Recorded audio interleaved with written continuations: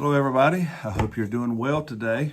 I want to jump right into today's pep talk. Today's pep talk is entitled Be Smart and Safe.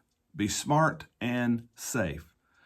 Let me give you the background that has kind of put this thought in my mind. Later today, I'm going to returning a couple calls that I got from church members that are upset at their pastor. Now, that's a part of my job. At the end of the day, all the pastors and all of state officials and general officials, really, we work for you. Obviously, we work for God, but you're God's people, and we work for you. And so that comes with the territory. I get those calls. But that really put me to thinking. I've been thinking a lot about it, and so here's kind of the thesis that I want to run by you. I want to remind all of us that when the pastor wins, really wins, doing, reaching the world, fulfilling the Great Commission, finding the lost and discipling the found, that's at the end of the day, that's why we're here. If the pastor wins, we all win. The church grows. The finances are strong, so the bills are paid, and ministries are financed, and lives are changed, and people are being saved, including people that you know and you love. The worship's good, your soul's being fed. All of that funnels through the pastor that God has sent us. And so when the pastor wins, we all win. Now, everybody knows, maybe the pastor sometimes forgets it, but everybody knows that the pastor is not good enough to do all that. If a pastor wins, if a church is winning, it is due to two things. It's a miracle of God, and the pastor has a whole lot of help. He has a lot of smart people around him. Now, we all know that. But now, and I want to talk to the church members in particular today. A little later today, I've got the responsibility of returning the calls of a couple upset church members. They're upset at their pastor. I get it. Pastors are not perfect. And that's a part of my job. At the end of the day, the pastors work for you. I work for you. The general officials work for you. Of course, we all work for God, but you're his bride, the people, the good church members. And so I don't mind getting those calls.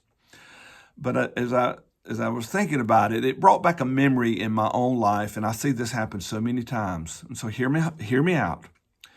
I remember a time that I got a call from my overseer. And he was calling. He'd gotten a call from one of my church members. I knew nothing about it. And he'd gotten a call. I was on my way to go and meet with church other pastors. I had a mentoring class, a pastor's training, a minister's training that I did.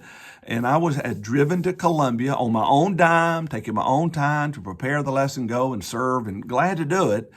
But I was giving to myself, and I get a call from my boss, from my overseer, and he's telling me about this man in the church, and he had just blown me up, and I knew nothing about it. It was so infuriating and so upsetting. And he was a very smart man, my superior in many, many ways. He could have been such a blessing to me to help me win for the sake of the church and for the glory of God. He could have added so much value to the church. But he was always those negative barbs. He was not trying to help me win. He was trying to cause me to lose. And so in spite of all of his desire to have input and his smarts and all of his ability and all that he could have added, I always kept him at a distance. Why? Because he wasn't safe. He was smart, but he wasn't safe. And if I allowed him into the inner circle of decision making, if I allowed him too much leeway, it wouldn't be long. He'd get emotional and he'd blow things up. And then later he'd apologize.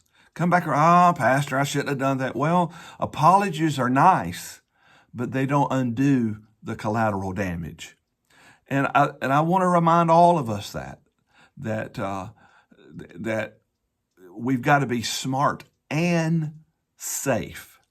And so let me talk to you about being safe, because what I've learned is that most people aren't mean-spirited. Church members don't, it's not like you hate your pastor. There's some that really are preannual. They've got trouble with authority. They've got wounds. And so when they see a pastor, they don't see that pastor. They see some other figure of authority. And especially if you've been hurt by someone that is representing God, that really is a deep wound, and I get that. But even there, you've got to guard your heart. But most people aren't being mean-spirited. They're either broken themselves, or they see areas that really do need to be improved. They're smarter than the pastor in certain areas. They see things that the pastor doesn't see. They have better values as far as just worldly wise sometimes than maybe a pastor. And so let me talk to you about being smart. Your pastor needs you. Your church needs you. They need that wisdom. They need your experience. They need your talents and your skills and your contributions, your giving. They need you to be an investor, an active participant in helping that church run to win. So how can you be safe? Well, let me give you 4 things, and then, 5 really, but I hope we don't get to the 5th one. Let me give you 4 things just to think about. First of all, speak privately to authority. Don't be afraid to speak to authority. The pastor is not infallible. He's not above reproach. He's not above correction. He's not above instruction. He or she, they're not perfect. And so, by all means, speak to authority, but speak to authority privately. Don't get upset and make a big scene. It's so easy nowadays to get on Facebook and vent, to fire off a few texts while we're hot and we're upset. And what happens is the moment you do that, you're no longer safe. You can't be trusted. You may be right. You may know of what you're talking about, but if you're not safe, then you're not going to be a part of the inner process and a part of the solution. So speak privately to authority. Another thing is, number 2, until proven wrong beyond a shadow of a doubt, assume the best motive. When your pastor's doing things, when he makes decisions, unless there are bad apples, there are bad pastors. That's why we have people like me that can, in an extreme moment, an overseer can pull someone's credentials, disqualify them to be a leader in the church. There are bad apples. We all have seen it, and many have experienced it and had to go through that.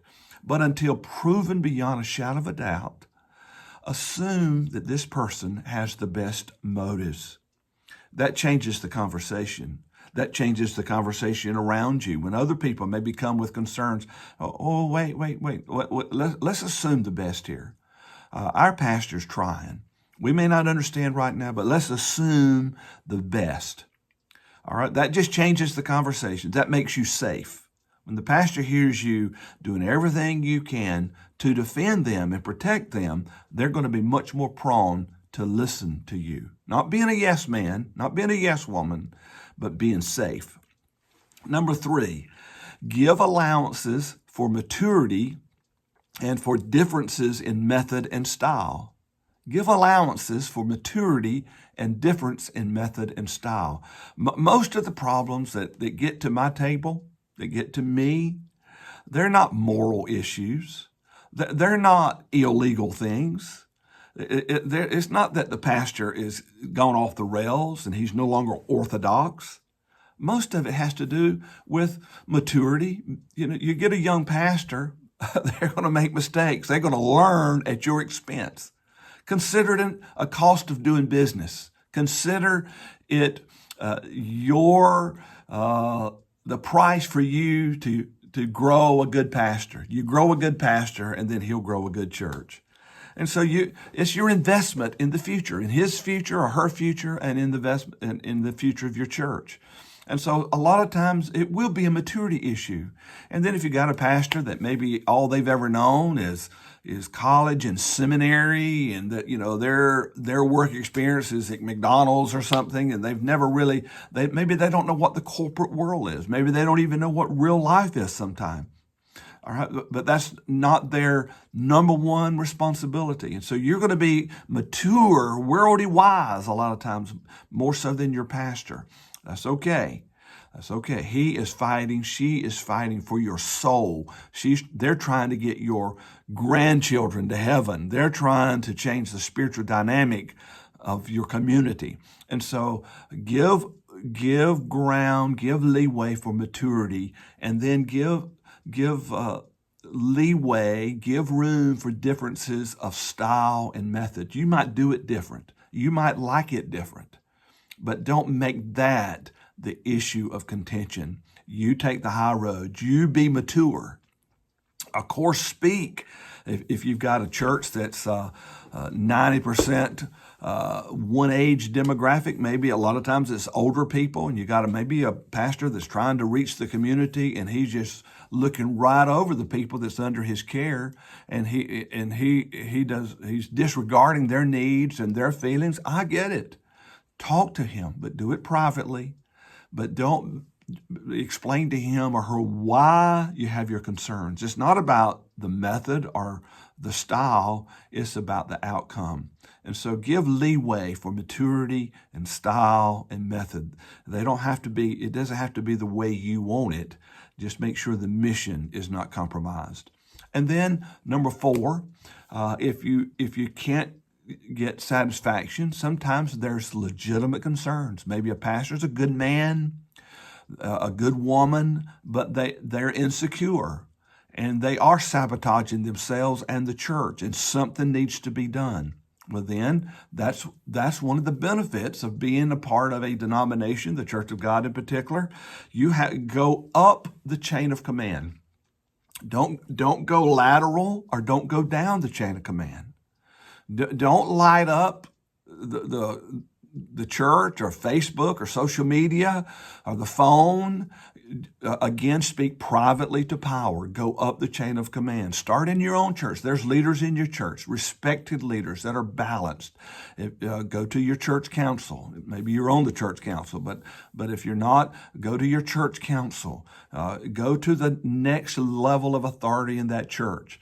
If that doesn't work, then you go to your district overseer. If you don't know who your district overseer is, call my office and I'll tell you. And then if that doesn't work, then you come to me. You not to David so much, but go to your state overseer. And then if that doesn't work, you can go all the way to the general overseer. We all work for you, and you matter. And so we want you to win. But when the pastor wins, most of the time, we all win. And so be smart, but be safe. And so here you go. Speak privately. Until proven wrong, beyond a shadow of a doubt, assume the best motives, assume the best. Don't give allowances for maturity and difference of style and method. And then if your concerns are legitimate and haven't been addressed, go up the chain of command. And then sometimes it's a Paul and Barnabas thing. It just can't be resolved. You're going to go to heaven. Your pastor's going to go to heaven. But we don't want, with that conflict, we don't want a lot of other people, their chance to go to heaven to be jeopardized. And sometimes the best thing you can do is to leave. I don't want that. I don't like to see it. But like Paul and Barnabas, they had to separate. And if you do that, option 5, if you do that, do it graciously.